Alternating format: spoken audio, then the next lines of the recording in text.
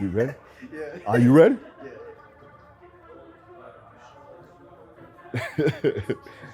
All right, so check it out. Phil Daru here, performance coach for some of the best fighters in the world. And today, I'm gonna go ahead and take aspects and modalities and methods of training from the iconic Bruce Lee, and I'm gonna put it to my own practice. Let's get into it. Bruce Lee, the icon, the visionary, the philosopher, the martial artist.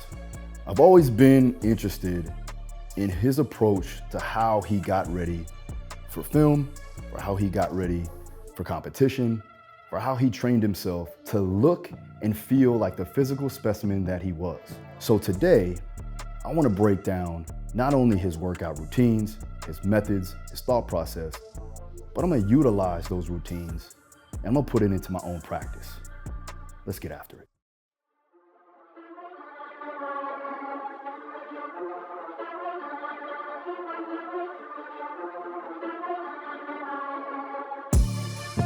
All right, so we did 5 minutes of jump rope, keeping it consistent of what Bruce Lee did. Now we're gonna go into a dynamic warm-up, so that's gonna be something that I would do getting ready for a weight room training session. Got my man Jack with me. We're gonna make it happen. Follow along, let's get after it.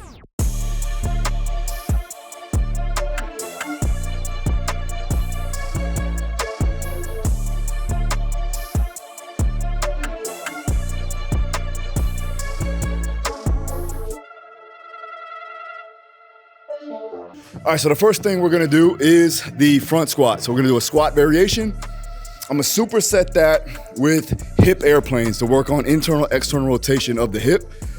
The goal here with the front squat, maintain your upper back stiffness and stability. You wanna make sure that you're keeping that bar on the front rack position. And then as you go to squat down, you're gonna maintain your stability, spreading the floor apart, and then drive up as explosive as possible. This is something that I would say Bruce Lee did, but the intensity is gonna be changed. So now we're gonna work our way up to about 80 to 85%, taper that off, and then go and do an isometric contraction or an overcoming isometric into pins. So we're gonna do that last set is gonna be maximal force production. That's 100% effort. So we're gonna work our way up to 85%. Then on the last set, we're gonna do an isometric contraction at 100% force production.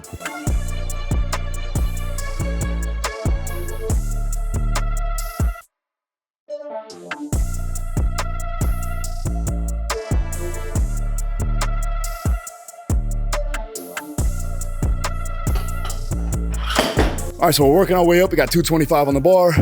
Gonna do a quick set of triples. Let's do it.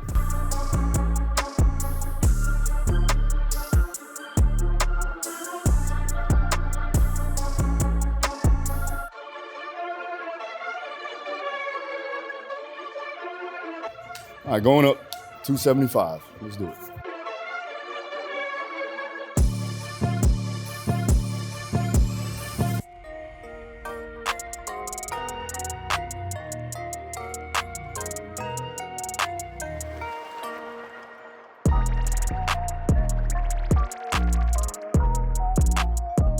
All right, so now we're moving our way into the overcoming isometric. I'm gonna set these pins up where I would be getting stuck at out of the hole. So I'm gonna set them up to where the bar is gonna come up underneath, and then I'm gonna drive into the pins. I'm not gonna explode into the pins, I'm just gonna get to that position, and then I'm just gonna drive isometrically.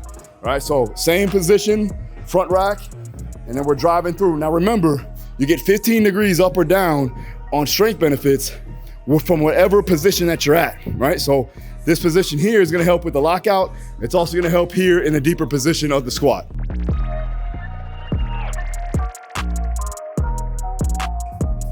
Four, three, two, relax. Good. So as you see, Phil is adding in a hip bridge to it. Right, getting the glutes engaged, full body here.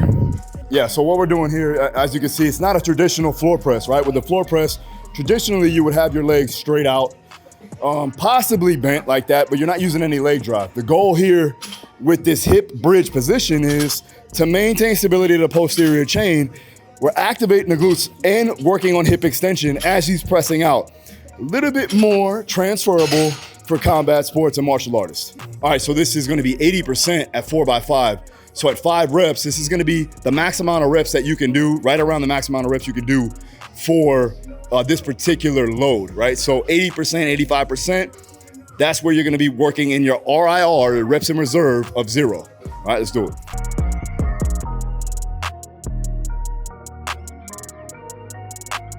All right, let's finish off last set before we go into isometrics.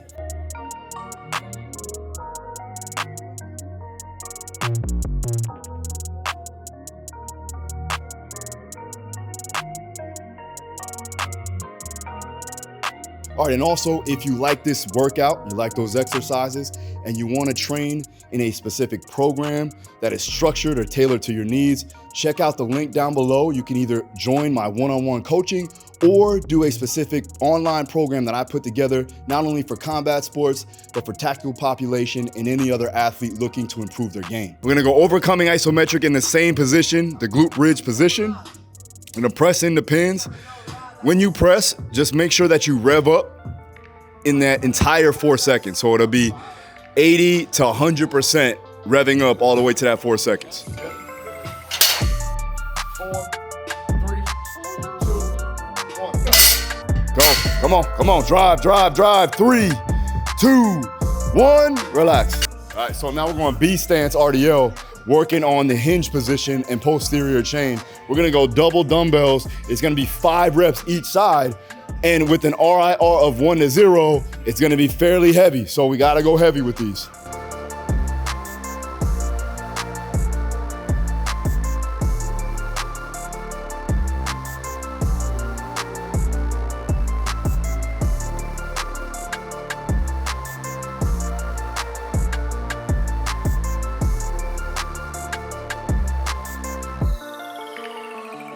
Right here, we're working the rope inverted pull-ups.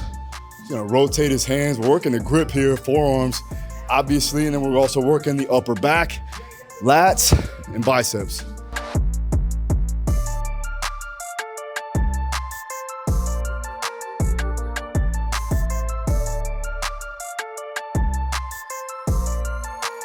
All right, so we're gonna move on to the shoulders, and we're gonna do what's called a delt monster. So you're gonna do a front raise, a side raise, and a bent over side raise, and then finish off with Arnold presses. You're gonna hit a little bit of tricep at the end range too as well.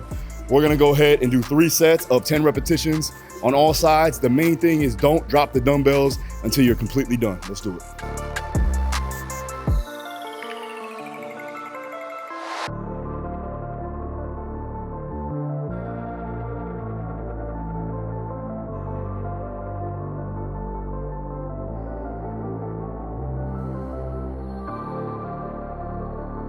The reason why we're doing this with the delts is when you're throwing punches, you need to have endurance, right? Your shoulders need to be able to withstand high amounts of volume, right? A lot of force being produced, a long sustained amount of time. So again, 25 pounds is nothing to write home about. It's not heavy. The goal is to maintain your tempo, maintain your form, obviously, your technique, and also get that full range of motion and stay consistent. And also holding those dumbbells in your hand is gonna help with stamina. So that's why we do it. So we're gonna finish off with some decline sit-ups, right? Working the rectus abdominals, get a full stretch. Make sure that you're maintaining posture and you are coming down controlled on the eccentric. Let's get after it.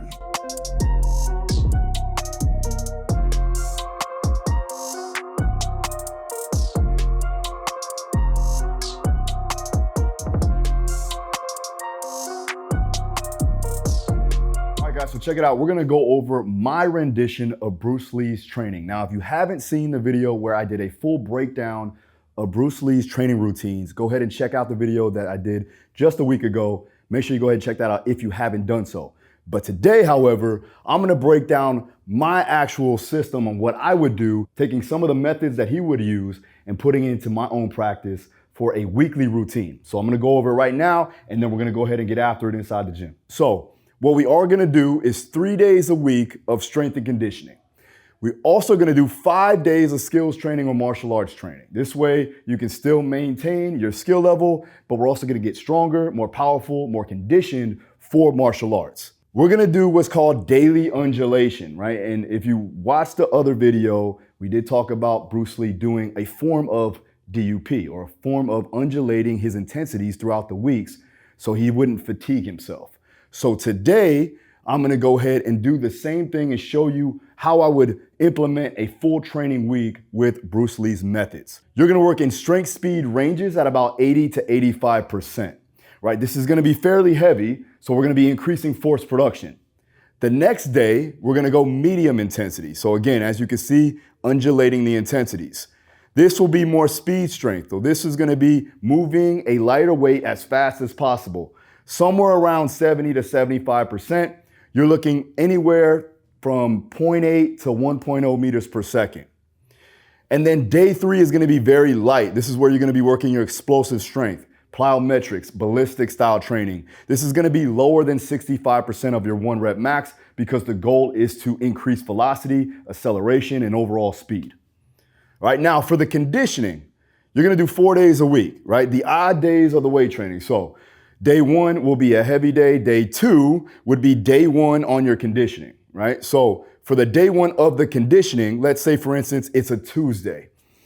You're gonna do VO2 max training. This is gonna be higher intensities. You're gonna be pushing your aerobic power as high as possible. So we're gonna do 2 minutes on at 100% of your maximal aerobic speed. You're gonna do 2 minutes at 50% of your maximal aerobic speed, and you're just gonna do that in interval style. We're gonna do around 8 rounds, and then you can progress that going forward. Now, the next day of your conditioning training, this is gonna be after day 2 of weight training, you're gonna do what's called lactic power, right? We're trying to push high levels of lactate so that we can cope with that stress and be able to buffer that out accordingly. So you're gonna do 30 seconds all out. This is gonna be your high glycolytic work, right? You're gonna do a lot of volume in that 30 seconds, which is gonna be somewhere around 180% of your MAS. Now, I've done videos on the past on how to calculate and get your MAS, so check that out there. 4 minutes off for 4 total rounds. This 4 minutes off is gonna be completely passive because we want you to clear that lactate so that you can go ahead and put as much intent into the actual next round going forward. Day 3 is gonna be continuous extensive.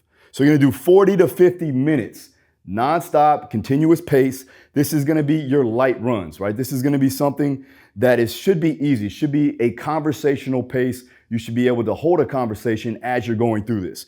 This is something along the lines of marathon running. The only thing you have to do is take 180 minus your age, and you will find your heart rate to maintain that for this amount of time. All right, so now I'm gonna give you a sample training session for the day, and we're gonna go out there and make it happen. All right, so day 1 of this sample routine. So day 1 is gonna be consisted of heavy effort. So we're gonna work in strength speed ranges, 80 to 85%.